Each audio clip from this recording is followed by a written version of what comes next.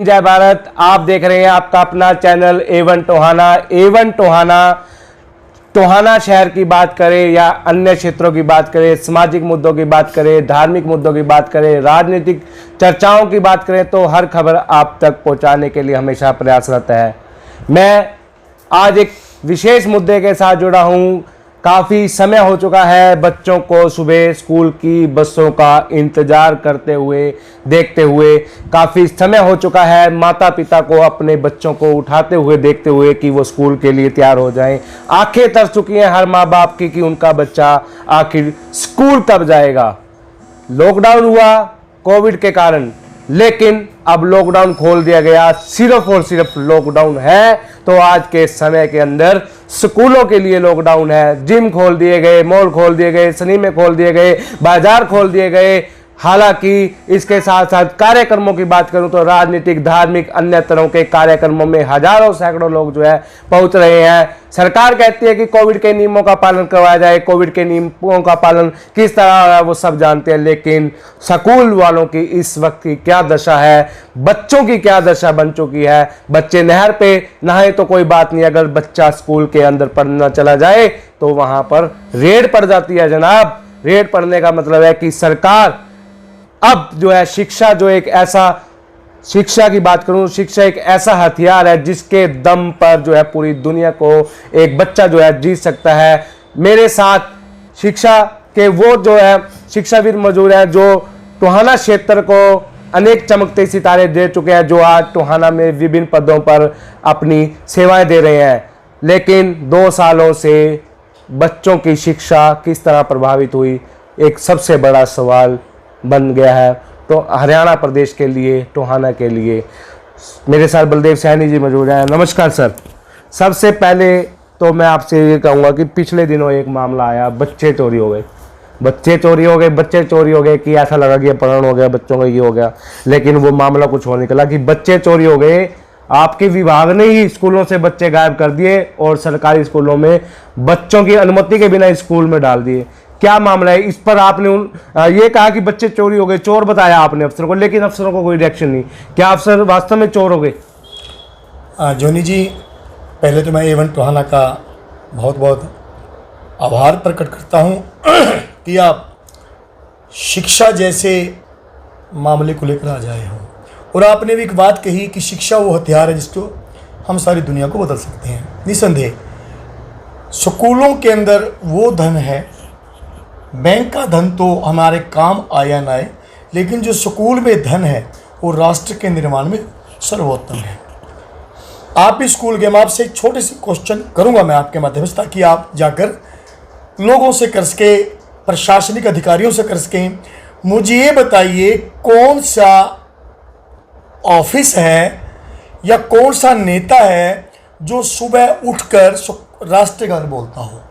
राष्ट्रगान बोलने से बच्चे के अंदर राष्ट्रीय भावना जागृत होती है और हमारे देश के प्रधानमंत्री माननीय प्रधानमंत्री नरेंद्र मोदी जी राष्ट्रीयता को सुदृढ़ करने के लिए लोगों के अंदर एक धारा बहाने के लिए कि राष्ट्रवादी होना आवश्यक है। अब बच्चे सुबह के राष्ट्रीय गान बोलते थे। ये जो ऑनलाइन एजुकेशन चल रही है, क्या इसमें राष्ट्रीय गान होता है? क्या जितने विभाग हमारे सरकारी विभाग है वहाँ पर राष्ट्रीय गान होता है? स्कूलिंग बंद होने से जहाँ पर बच्चों का मानसिक जो संतुलन है, शारीरिक संतुलन और राष्ट्रीय जो भावना है वो सारी लुप्त हो रही हैं। अगर सरकार ने शीघ्र स्कूलों को नहीं खोला, बच्चों को स्कूलिंग से दूर रखा, तो ये मान के चलें कि आप चाहे कितनी सड़कों में जाल बिछा लें, आप कितना विकास कर लें, जब तक इन बच्चों का निर्माण नहीं करोगे, इनमें राष्ट्रीय भावना का निर्माण नहीं करोगे, मैं नहीं मानता कि हमारा देश बहुत आगे जाएगा। पहला क्वेश्चन आपका ये मेरी बात थी। अब मेरा दूसरा जवाब है जो आपने क्वेश्चन किया कि बच्चे चोरी कैसे होगी। सर, हमें बचपन से सिखाया जाता है, स्कूलों में हम भी बच्चों को सिखाते हैं कि चोरी करना पाप है, और पाप भी है, हमें चोरी नहीं करनी चाहिए। जब बाढ़ ही खेत को खा रही हो तो कैसे काम चलेगा? हमारे MIS पोर्टल से शिक्षा विभाग की शह पर शिक्षा अधिकारियों ने बच्चों को पोर्टल से हमारी बिना अनुमति के अपने स्कूलों में दाखिल कर लिया और बाहर आकर दावा करते हैं कि हमारे 4.5 लाख बच्चे बढ़ गए। जनाब, मैं कहना चाहता हूं, आप बच्चे 4.5 लाख नहीं 12.5 लाख बढ़ाइए। हम आपको बधाई देते हैं बच्चे बढ़ने के लिए, लेकिन शुद्ध कंपटीशन कीजिए, प्रतियोगिता कीजिए हमारे साथ, चोरी नहीं करनी चाहिए। आपने कहा कि शिक्षा विभाग के अधिकारियों ने बिना बच्चों की अनुमति के जो है बच्चे चोरी कर लिए। क्या विभाग के अधिकारियों के पास सरकार ने कोई लिखित में आदेश दिया? आपने हाई कोर्ट की शरण लिया है, ऐसा सुनने में आया है, नोटिस भी जारी हुए हैं अधिकारियों को। क्या सरकार के आगे अफसर नंबर बनाना चाहते थे कि बच्चे बढ़ा दिए, या कोई ऐसा कोई आदेश इनके पास है कि इन्होंने ऐसा सब किया बच्चों की अनुमति के बिना? मतलब बैंक में हम पैसा जमा करवाएं, हमारा पैसा कोई अधिकारी निकाल ले, मतलब उसका जो जमा करवाने वाला है मतलब उसकी कोई देख रेख नहीं है, फिर तो ये है कि गुंडाराज ही कहूंगा मैं इसे। गुंडाराज आप मानते हैं कि गुंडाराज ही है फिर ये? देखिए, कहते हैं हरियाणवी भाषा में हमारे एक बात है कि बिना खूंटे के बछड़ा नहीं कूद सकता जी। बिल्कुल शिक्षा विभाग की शय पर ही इन जिला शिक्षा अधिकारियों, खंड शिक्षा अधिकारियों, प्रिंसिपल, इन लोगों ने उनकी शय पे किया है। हमारा हाई कोर्ट के अंदर केस लगा हुआ है जहां पर इन्होंने माननीय जो हमारे शिक्षा विभाग के चीफ सेक्रेटरी हैं, उन्होंने तो ये कहा है कि हमने कोई पत्र जारी नहीं किया आज तक। तो जनाब, अगर आपने पत्र जारी नहीं किया तो इन लोगों ने कैसे बच्चे हमारे पोर्टल से निकाल लिए? तो ये सारा का सारा एक टोला बना हुआ है। और रही बात जो गुंडाराज की, तो मैं कहूंगा कि ये जो अधिकारी हैं ये माननीय मुख्यमंत्री को गुमराह कर रहे हैं। और मैं एक बात और कहूंगा, ये सरकार को बनाने में प्राइवेट स्कूलों की विशेष भूमिका रही थी। हरियाणा के 90% प्राइवेट स्कूलों ने सरकार को के पक्ष में वोट डाली थी, सरकार हमने बनाई है। तो माननीय मुख्यमंत्री महोदय से मैं अपील करूंगा कि भाई आप हरियाणा के मालिक हो, आप जाके लोगों के दर्द सुनिए। जाकर स्कूल बंद हो रहे हैं, बच्चा मानसिक रूप से प्रताड़ित हो रहा है, तो ये सारा का सारा झमेला है जो भैया ये इन शिक्षा विभाग के अधिकारियों के द्वारा मुख्यमंत्री को गुमराह करने का। शिक्षा मंत्री से कोई बात हुई? आप यूनियन के भी नेता हैं, लीडर रहे हैं, अभी भी हैं, तो क्या शिक्षा मंत्री से कोई बात हुई इस बारे के अंदर? सर, शिक्षा मंत्री से एक बार नहीं सैकड़ों बार बात हुई है। क्या आश्वासन मिलता है? आश्वासन नहीं मिलता है। शिक्षा मंत्री तो एक ही बात कहते हैं कि कोरोना खत्म हो जाए हम स्कूल खोल देंगे। तो हमने कहा सर, सारा देश खुल गया, सारा प्रदेश खुल गया, तो खोलिए स्कूल। कहीं ना कहीं आपको ऐसा लगता है शिक्षा मंत्री के ऊपर ये जो आपके जो शिक्षा विभाग के अधिकारी काफी हैवी हैं, मतलब समझ नहीं आने देते, उनको चलने नहीं देते? बिल्कुल, मैं तो ये कहूँगा, देखिए अगर ऐसा बिल्कुल ऐसा ही है, क्या हमारे मुख्यमंत्री जी, ये सारा दुनिया कहती है कि माननीय मुख्यमंत्री जी एक संत व्यक्ति हैं, और मैं भी कहता हूँ एक संत व्यक्ति हैं, लेकिन उस संत को अपनी आराधना में, अपनी भक्ति में इतना लीन नहीं होना चाहिए कि उसकी प्रजा त्राही त्राही कर रही हो, परेशान हो रही हो। मुख्यमंत्री जी को विशेष ध्यान देना चाहिए। तो ये तो रही थी बच्चों को जो चोरी करने की बात जो शिक्षा विभाग ने किया। शिक्षा विभाग ने दावा किया कि 3 लाख 4.5 लाख बच्चे जो हमारे बढ़ गए, वो कैसे बढ़े वो तो अब कोर्ट ने भी नोटिस दिया है, वो जवाब देंगे। चलो इस मामले में भी हम बात करेंगे। बच्चों की बात करें, 2 साल से स्कूल बंद है, कि हर आदमी ये कहता है कि परमात्मा जो है बच्चों की सुनता है। बच्चे यहाँ पर प्रेयर में सुबह परमात्मा का नाम लेते थे, एक आवाज़ जो है पूरे प्रदेश भर में सुबह के समय एक सुनाई देती थी, बच्चों की जो है वो परमात्मा से सुख शांति की दुआ मांगते थे। सुख शांति की दुआ के बाद बात करें शिक्षा की, मोबाइलों पर शिक्षा किस तरह मानते हैं कि बच्चों पर क्या वास्तव में ऑनलाइन शिक्षा जो बच्चों को मोबाइलों पर, क्या बच्चे उसका सदुपयोग कर रहे हैं, या मतलब कुछ समझ में नहीं आ रहा कि मोबाइल और बच्चे किस तरह जो है जुड़ चुके हैं, शिक्षा खत्म हो चुकी है? देखिए, हमारे देश के इतने सर्वे हमारे देश में हुए हैं जो ये क्लियर कह रहे हैं कि मोबाइल के अधिक यूज़ करने से बहरापन हो जाता है, आंखों की रोशनी चली जाती है, हार्ट अटैक तक के खतरे रहते हैं। ये तो बड़े लोगों का हाल है, सिर्फ वो फ़ोन सुनते हैं या थोड़ा बहुत यूज़ करते हैं, लेकिन बच्चे तो एक मोबाइल फ़ोन पर 5-5, 6-6 घंटे जुड़े रहते हैं। तो ये जो रिसर्च हुआ है कि बच्चों को, बड़े लोगों को भी हार्ट अटैक हो सकता है, बहरे हो सकते हैं, औरतें बांझ हो सकती हैं, ये मेडिकल रिसर्च बोल रहे हैं, और बच्चे तो 6-6 घंटे मोबाइल पर जुड़े रहते हैं। तो आने वाले परिणाम क्या होंगे? क्या सरकार को इस बात की चिंता नहीं है? आज बच्चा मोबाइल से जुड़ के रह गया, बच्चे के इमोशंस खत्म हो गए हैं। बच्चा स्कूलिंग जो होती है, कहते हैं नो नॉलेज विदाउट कॉलेज, या मतलब स्कूलिंग के बिना कुछ नहीं है, वो है ही नहीं अब। तो मैं एक बात कहूँगा सरकार से कि माननीय मुख्यमंत्री जी, अगर आपको लगता है कि हरियाणा में शिक्षा की ज़रूरत नहीं है या खासकर प्राइवेट स्कूलों की ज़रूरत नहीं है, तो आप अपने विधानसभा में एक प्रस्ताव लेकर आएँ कि हरियाणा में तत्काल प्रभाव से प्राइवेट स्कूलों को बंद किया जा रहा है।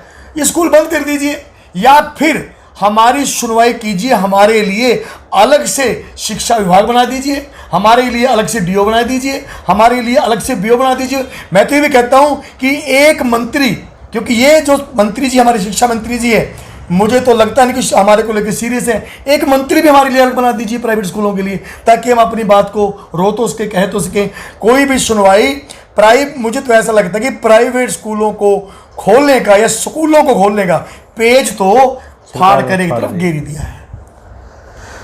स्कूलों को खोलने का जो आपने कहा, सब कुछ खुल चुका है, सामान्य हो चुका है। क्या लगता है कि सरकार शिक्षा को ख़त्म ही करना चाहती है कि ऐसा नहीं है? कभी महसूस होता है आपको कि जो बच्चों के अभिभावक आपके पास आते हैं वो पूछते होंगे कि आपसे स्कूल कब खोल रहे हैं, आप क्या जवाब देते हो उनको? देखिए, लग तो ऐसा ही रहा है कि मेरे ख्याल से वोटों की ज़्यादा ज़रूरत पड़ेगी आगे, अनपढ़ वोटों की। अनपढ़ वोटें तैयार करनी पड़ेंगी और इस तरीके से तैयार हो रही हैं। ऐसा ही लगता है, कहते हुए बड़ा दुख भी हो रहा है, क्योंकि जो मौजूदा सरकार है उस सरकार को हमने बनाया है और उस सरकार के लिए हमने जी तोड़ मेहनत की है। हम बूथ स्तर तक हमने वोट मांगे हैं। मैं पार्टी की सेवा भी कर रहा हूँ कि पदाधिकारी के रूप में। बड़ा दर्द होता है जब इस बात का कि संत कहे जान, वास्तव में हमारे मुख्यमंत्री संत हैं, इसमें कोई शक नहीं है। लेकिन मैं कहूँगा कि हे संत प्रभु, हम स्कूलों की भी सुध ले लो। आप यूनियन की बात करो, एक यूनियन के आप जो है अच्छे पद पर हैं प्रदेश लेवल में, काफ़ी यूनियन यहाँ स्कूलों की जो दिखाई देती हैं अलग अलग। अब यूनियनों को एक होने की जरूरत है। क्या यूनियन इस मामले में एक होंगी या कहीं ना कहीं अलग अलग जो है अलाप जो है यूनियन अपनाएंगी? देखिए, चाहे यूनियन हरियाणा में 2-3 यूनियन काम करते हैं, लेकिन हमारा सबका उद्देश्य एक ही है। ऐसा नहीं है हमारे राष्ट्रीय प्रधान। सर, उद्देश्य एक है, यूनियन एक होंगी या नहीं होंगी इस मुद्दे पर मेन बात ये है। देखिए, मैं वही बता रहा हूँ, हमने जितने भी आंदोलन किए, चाहे हमारा बुड़ैल जेल का सफ़र था, चाहे हमारा पूर्व में इनेलो सरकार के साथ हमारा टकराव था, कांग्रेस सरकार के साथ हमारा टकराव था। जब ऐसी स्थिति आती है तो हम सब एक ही मंच पर बात करते हैं, और कौन कहता है अलग है, हम लोग सारे के सारे एक हैं।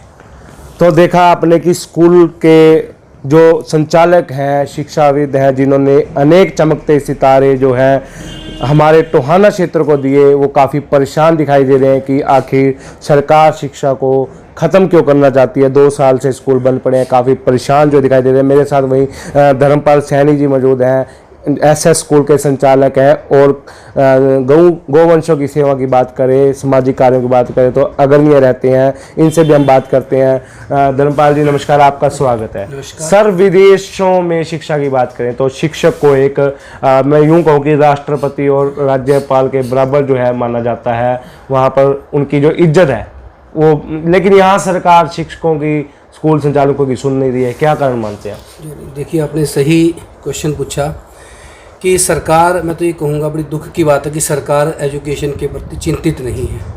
अब इस कोविड के कारण महामारी आई, सभी जगह पूरे वर्ल्ड के अंदर आई, त्राही हुई। हम मानते हैं कि बड़ी दिक्कतें आई, लेकिन इस दिक्कत के अंदर आप अगर विदेशों का आंकड़ा उठाए, जैसे मैं कई बार मित्र हैं हमारे अमेरिका में, कनाडा में, तो बात होती है वहाँ पर बच्चों को भी स्कॉलरशिप के रूप में, ताकि वो घर बैठे वहाँ उनको स्कॉलरशिप मिली। इवन देन वहाँ टीचर्स को भी, क्योंकि टीचर्स को भी किसी न किसी प्रकार से वहाँ पर अनुदान दिया गया।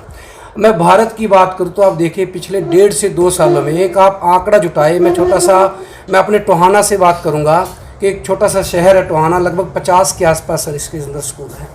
और अगर इस 50 के स्कूल हैं, आप इसके अंदर अगर एक 30 या 40 की एक एवरेज भी लगाएं स्टाफ की, तो आप मानिए कि लगभग 2000 के आसपास यहाँ पर जो टीचर हैं वो प्रभावित हुए हैं।